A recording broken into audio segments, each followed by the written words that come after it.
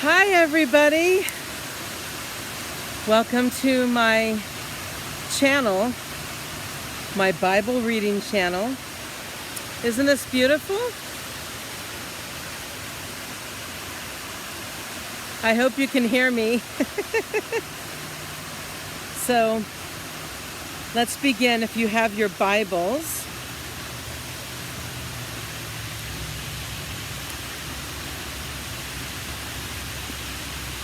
today is April 12th. 2 days ago, on April 10th, apparently I said it was April 12th, but today is actually April 12th.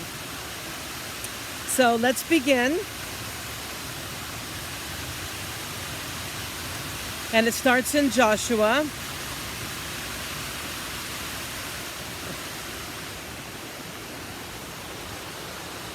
Sorry. Let me get situated here. Okay. April 12th, Joshua 5:1-7-15. When all the Amorite kings west of the Jordan and all the Canaanite kings who lived along the Mediterranean coast heard how the Lord had dried up the Jordan River. Wow. This is perfect. God is so awesome.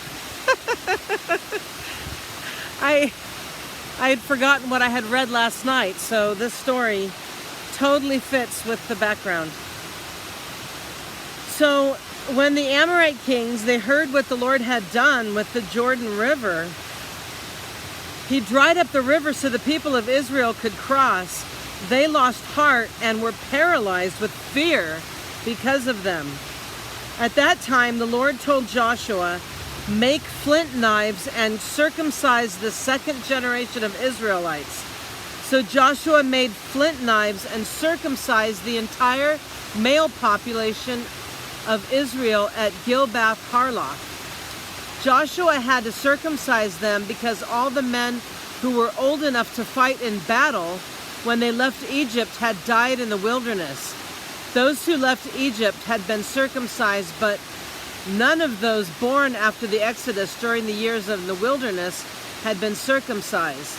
The Israelites had traveled in the wilderness for 40 years until all the men who were old enough to fight in battle when they left Egypt had died, for they had disobeyed the Lord, and the Lord vowed he would not let them enter the land he had sworn to give us, a land flowing with milk and honey. So Joshua circumcised their sons, those who had grown up to take their father's places.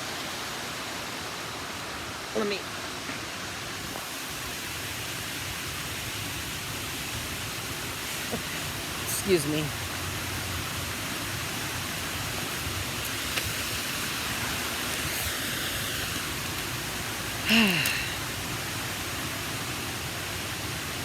Thank you for your patience. I'm trying to keep the wind from blowing my pages. Okay, so Joshua circumcised their sons, those who had grown up to take their father's places, for they had not been circumcised on the way to the promised land. After all the males had been circumcised, they rested in the camp until they were healed. Then the Lord said to Joshua, "Today I have rolled away the shame of your slavery in Egypt." So that place has been called Gilgal to this day. While the Israelites were camped at Gilgal on the plains of Jericho, they celebrated Passover on the evening of the 14th day of the first month. The very next day, they began to eat unleavened bread and roasted grain harvested from the land. No manna appeared on that day. The first day they ate from the crops of the land, and it was never seen again. So from that time on, the Israelites, they ate from the crops of Canaan. When Joshua was near the town of Jericho, he looked up and saw a man standing in front of him with a sword in his hand.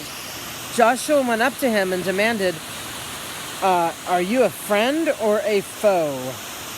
"Neither one," he replied. "I am the commander of the Lord's army." At this, Joshua fell to his face to the ground in reverence. "I am at your command," Joshua said. What do you want your servant to do?" The commander of the Lord's army replied, "Take off your sandals, for the place you are standing is holy." And Joshua did as he was told. Now the gates of Jericho were tightly shut because the people were afraid of the Israelites. No one was allowed to go in, out or in. But the Lord said to Joshua, "I have given you Jericho, its king, and all its strong warriors. You and your fighting men should march around the town once a day for 6 days. 7 priests will walk ahead of the ark, each carrying a ram's horn. On the 7th day, you are to march around the town 7 times with the priests blowing the horns. And when you hear the priests give one long blast on the ram's horn and have all the people shout as loud as they can, then the walls of the town will collapse and the people can charge straight into the town."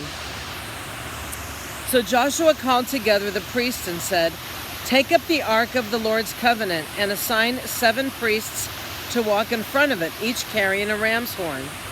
Then he gave orders to the people, "March around the town, and the armed men will lead the way in front of the ark of the Lord."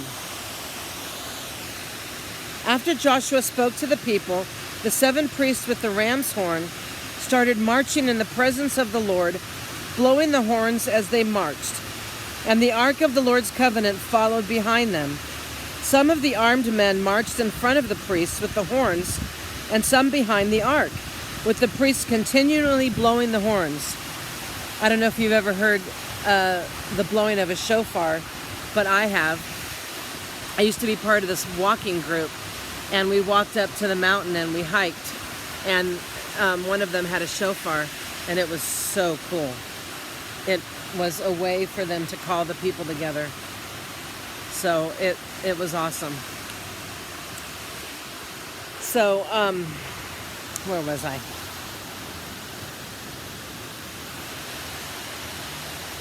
Blowing the horns.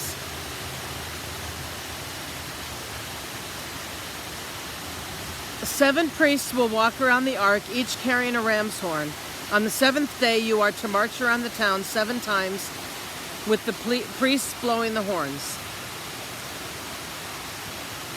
When you hear the priests give one long blast on the ram's horn, have all the people shout as loud as they can, and the walls of the town will collapse, and the people can charge straight into the town." So Joshua called together the priests and said, "Take up the ark of the Lord's covenant and assign 7 priests to walk in front of it, each carrying a ram's horn." Then he gave orders to the people, "March around the town, and the armed men will lead the way in front of the ark of the Lord." After Joshua spoke to the people, the 7 priests with the ram's horn started marching in the presence of the Lord, blowing the horns as they marched, and the ark of the Lord's covenant followed behind them. Some of the armed men marched in front of the priests with the horns, and some behind the ark, with the priests continually blowing the horns. "Do not shout, do not even talk," Joshua commanded. "Not a single word from any of you until I tell you to shout. Then shout." So the ark of the Lord was carried around the town once that day, and then everyone returned to spend the night in the camp. Joshua got up early the next morning, and the priests again carried the ark of the Lord. The 7 priests with the ram's horn marched in front of the ark of the Lord, blowing their horns. Again, the armed men marched both in front of the priests with the horns and behind the ark of the Lord. All this time, the priests were blowing their horns. On the 2nd day, they marched around the town once and returned to the camp. They followed this pattern for 6 days. On the 7th day, the Israelites got up at dawn and marched around the town as they had done before. But this time they went around the town 7 times. The 7th time around, as the priests sounded the long blast on their horns, Joshua commanded the people, "Shout! For the Lord has given you the town. Jericho and everything in it must be completely destroyed as an offering to the Lord. Only Rahab the prostitute and the others in her house will be spared, because she protected the spies." So everybody shouted, Ah! I wonder what they said. Get out! This is our town. Get out. Do not take any of the things set apart for destruction, or you yourselves will be completely destroyed, and you will bring trouble on the camp of Israel. Everything made from silver, gold, bronze, or iron is sacred to the Lord and must be brought into its treasury. When the people heard the sound of the ram's horn, they shouted as loud as they could. Suddenly, the walls of Jericho collapsed, and the Israelites charged straight into the town and captured it. They completely destroyed everything in it with their swords, men and women, young and old, cattle, sheep, goats, and donkeys. Meanwhile, Joshua said to the 2 spies, "Keep your promise. Go to the prostitute's house and bring her out along with her family." The men who had been spies went in and brought out Rahab, her father, mother, and brother, and all the other relatives who were with her. They moved her whole family to a safe place near the camp of Israel. Then the Israelites burned the town and everything in it. Only the things made from silver, gold, bronze, or iron were kept for the treasury of the Lord's house. So Joshua spared Rahab the prostitute and her relatives who were with her in the house because she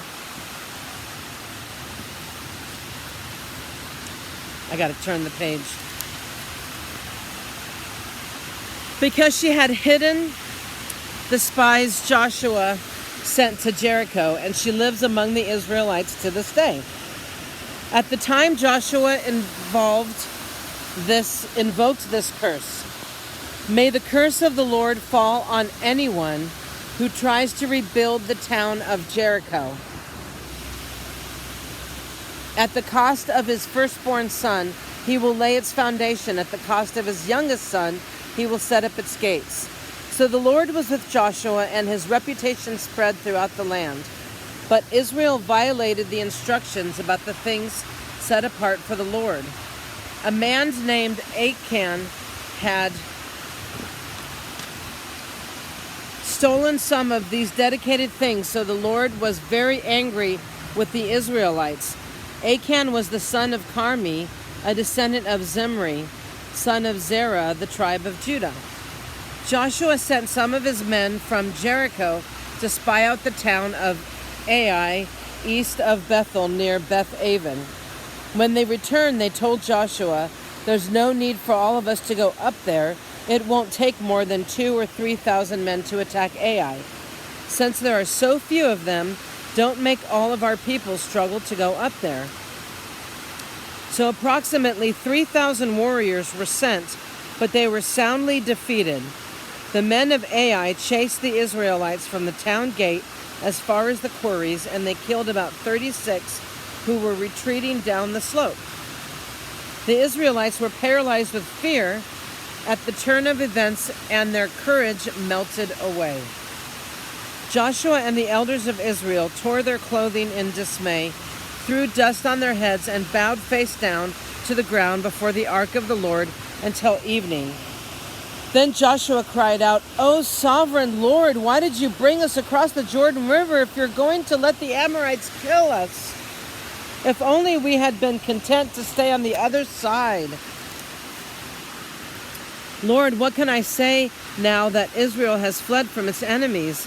For when the Canaanites and all the other people living in the land hear about it, they will surround us and wipe our name off the face of the earth. And then what will happen to the honor of your great name?" But the Lord said to Joshua, "Get up. Why are you lying on your face like this? Israel has sinned and broken my covenant. They have stolen some of the things that I commanded must be set apart for me. And they have not only stolen them, but they have lied about it and hidden the things among their own belongings." They are in big trouble. That is why the Israelites are running from their enemies in defeat. For now Israel itself has been set apart for destruction. I will not remain with you any longer unless you destroy the things among you that were set apart for destruction. Get up. Command the people to purify themselves in preparation for tomorrow. For this is what the Lord, the God of Israel, says. Hidden among you, O Israel, are things set apart for the Lord. You will never defeat your enemies until you remove these things from among you. See, the sacred things cannot be treated like they're not sacred. God is pretty serious about that. In the morning you must present yourselves by tribes, and the Lord will point out the tribe to which the guilty man belongs. That tribe must come forward with its clans, and the Lord will point out the guilty clan. That clan will then come forward, and the Lord will point out the guilty family. Finally, each member of the guilty family must come forward one by one. The one who has stolen what was set apart for destruction will himself be burned with fire along with everything he has, for he has broken the covenant of the Lord, and he has done a horrible thing in Israel. See, God is pretty serious. He does not play games. I'm going to try to go somewhere to read in Luke.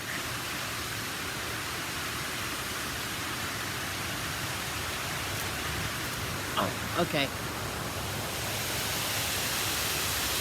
Isn't this beautiful?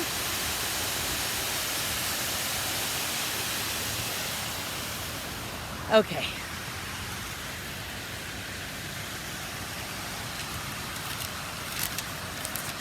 Luke 15:1-32. Tax collectors and other notorious sinners often came to listen to Jesus teach. This made the Pharisees and teachers of religious law complain that he was associating with such sinful people, even eating with them. So Jesus told them this story. If a man has 100 sheep and one of them gets lost, what will he do? Won't he leave the 99 others in the wilderness and go to search for the one that is lost until he finds it? And when he has found it, he will joyfully carry it home on his shoulders. When he arrives, he will call together his friends and neighbors, saying, "Rejoice with me, because I have found my lost sheep." In the same way, there is more joy in heaven over one lost sinner who repents and returns to God than over 99 others who are righteous that haven't strayed away. Or suppose a woman has 10 silver coins and loses one. Won't she light a lamp and sweep the entire house and search carefully until she finds it? And when she finds it, she will call in her friends and neighbors and say, "Rejoice with me, because I have found my lost coin." In the same way, there is joy in the presence of God's angels when even one sinner repents. To illustrate the point further, Jesus told them this story. A man had 2 sons. The younger son told his father, "I want my share of your estate now, before you die." So this father agreed to divide his wealth between his sons. A few days later, this younger son packed all of his belongings and moved to a distant land, and there he wasted all his money on wild living. About that time, as money ran out, a great famine swept over the land, and he began to starve. He persuaded a local farmer to hire him, and the man sent him into his fields to feed the pigs. And the young man became so hungry that even the pods he was feeding the pigs looked good to him, but nobody gave him anything. When he finally came to his senses, he said to himself, "Well, at home, even the hired servants have food enough to spare, and I'm dying of hunger. I guess I'll go home to my father and say, 'Father, I have sinned against both heaven and you. I am no longer worthy of being called your son. Please take me on as a hired servant.' So he returned home to his father, and while he was still a long way off, his father saw him coming. Filled with love and compassion, he ran to his son, embraced him, and kissed him. His son said to him, 'Father, I have sinned against both heaven and you, and I am no longer worthy of being called your son." But his father said to his servants, "Quick, bring the finest robe in the house and put it on him. Get a ring for his finger and sandals for his feet, and kill the calf we've been fattening. We must celebrate with a feast, for this son of mine was dead, and now he's returned to life. He was lost, but now he's found."